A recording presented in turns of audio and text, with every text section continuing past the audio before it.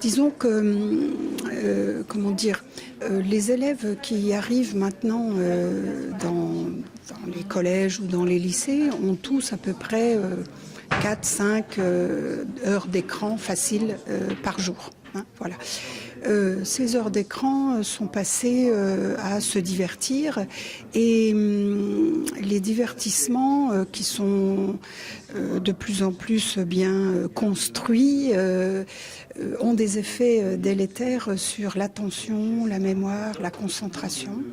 Et un certain nombre de neuroscientifiques s'alarment de ce fait, c'est-à-dire s'alarment du fait des difficultés justement de mise au travail cognitive qui se trouve être un effet consécutif à cette surexposition aux écrans en fait.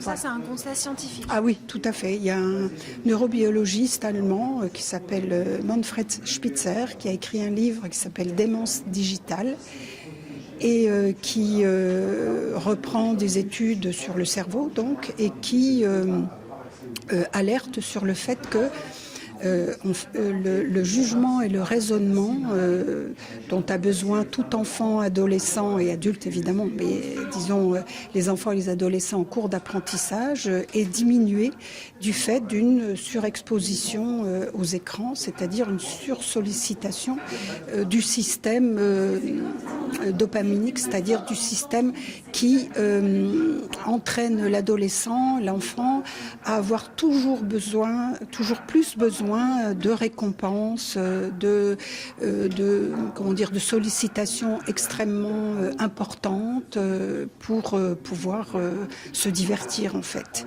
Et on est dans une opposition en fait entre deux états mentaux pour construire des connaissances. L'état mental où on est en divertissement. Alors, on peut être en divertissement, je veux dire.